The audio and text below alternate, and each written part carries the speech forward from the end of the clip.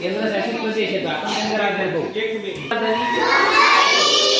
Madhya Pradesh, Gujarat, Rajasthan, Goa, Karnataka, Bihar, Chhattisgarh, Jharkhand, Andhra Pradesh, Telangana, Odisha, Kerala, Tamil Nadu, Uttarakhand, Uttar Pradesh, Punjab, Haryana, Himachal Pradesh, Jammu Kashmir,